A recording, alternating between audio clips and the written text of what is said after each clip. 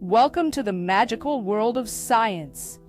Today, we're going to explore the fascinating world of light and shadows. I'm Miss Ray, and I'm thrilled to be joined by a very curious scientist in the making, Kaira. Hi, Miss Ray. I'm excited to learn about light and shadows. Great! Let's start with a question. Have you ever noticed your shadow when you're outside on a sunny day? Yes, I have. It's like a dark shape that follows me around.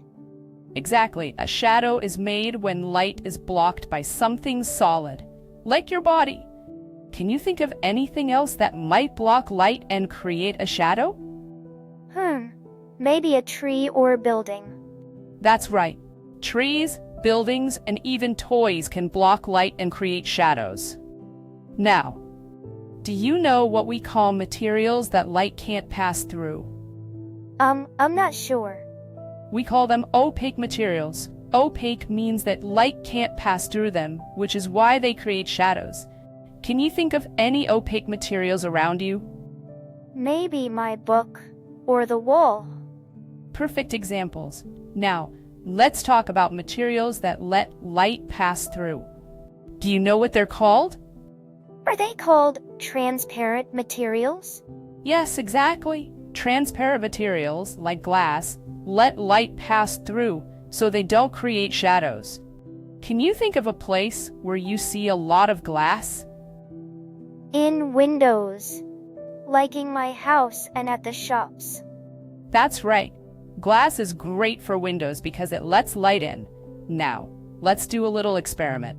If you had a flashlight and some materials, how would you test if they're opaque or transparent? I would shine the flashlight on them and see if the light goes through or not. Exactly. You could even make a table to record your predictions and results.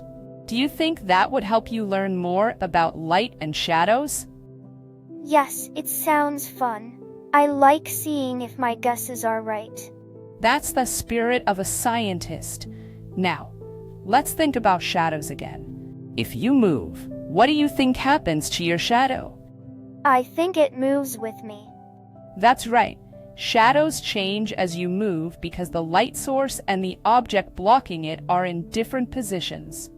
Now, let's imagine making shadow puppets. What do you think you would need? Maybe some card, scissors, and a light source. Exactly. And remember, the card needs to be opaque to block the light and create a shadow. You can make fun shapes and tell stories with them. Doesn't that sound exciting? Yes, it does. I want to try making a shadow puppet show. That's a wonderful idea. Now, before we wrap up, can you tell me what you've learned about light and shadows today? I learned that shadows are made when light is blocked by opaque materials, and that transparent materials let light through. I also learned how to test materials with a flashlight. Fantastic! Thank you for joining the magical world of science. Keep being curious and remember, there's always more to discover in science.